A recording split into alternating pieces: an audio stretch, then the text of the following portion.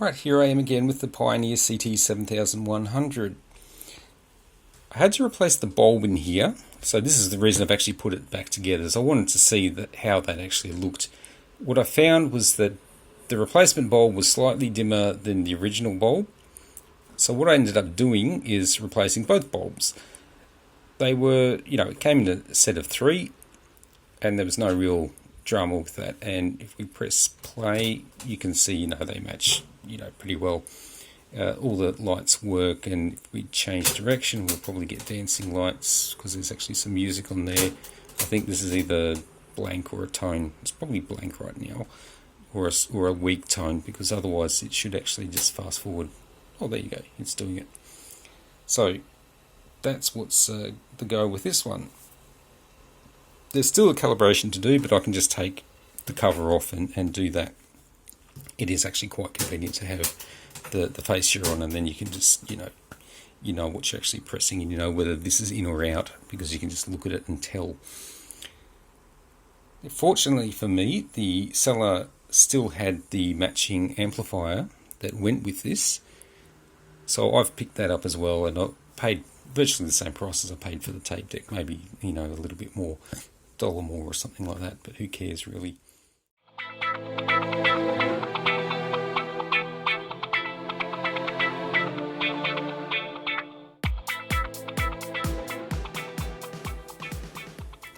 Okay, so a quick little intermission on this CT-7100 project. This is the amplifier, the SA-7100. Now, it's, I think, an SA-730 in other markets, of something like that. So anyway, as you can see, it looks fairly similar. The design styling is pretty similar. And, it's got that fancy trick where I think when you press tape, it will turn the tape player on, or it will start it up. It'll do something. And I think also when you switch away from it, it actually turns the deck off, or it stops the deck. I haven't actually looked into that too deeply now to find out all about it, but that'll come. So what I thought I might do is just quickly, we might just take the top off and have a look.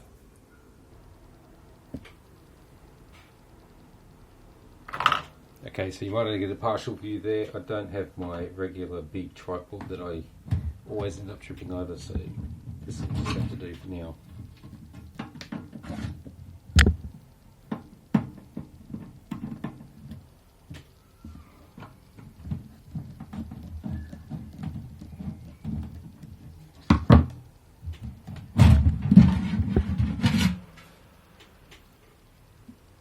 Okay, so the first thing we can see is there is a enormous heatsink in there.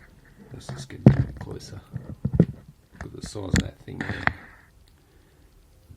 Okay, the capacitors in here are also quite large. What are they? 8,200 microfarads each. So that's bigger than anything I have here. So if I want to replace those, I need to go get some more. There's actually, aside from that, there's not so many other little bits and pieces in there. So I'm guessing there's a couple little logic chips down here. I'm going to have to guess what they do for the moment until I've actually gone through the service manual. A nice big chunky power supply transformer there. And in fact, that's where most of the weight comes in. And looking at this, let's have a look in there.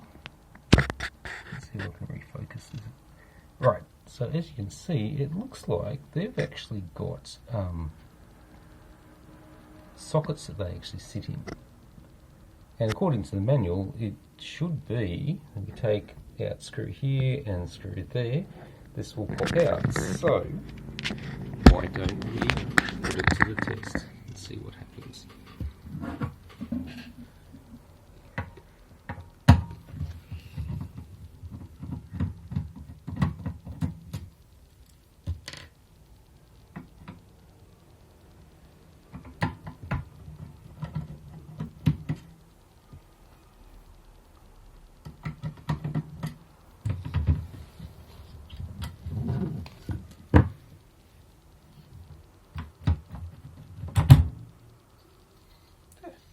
So that's interesting. I haven't seen that before, so it's the first for me. So,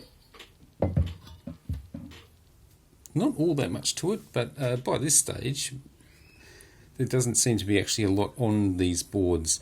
The brief look through the manual that I had, this board actually also goes through a different, or it's interchangeable with, I think, the lower spec.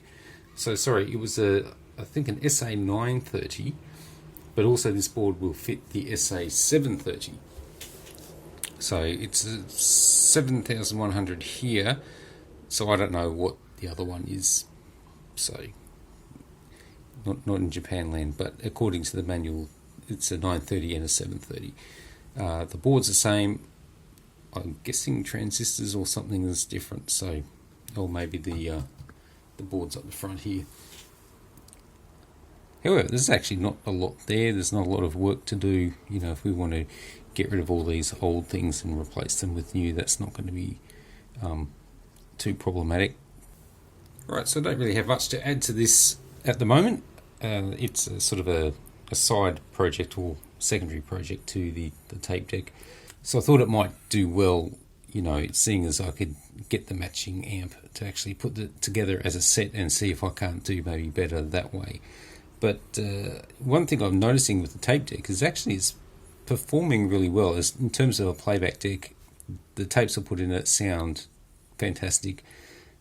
Not really having any speed issues that I've noticed, so it might actually be a case that I'm going to end up keeping these two and sell my other deck and my other amp. That might actually be the decision that I make in the end.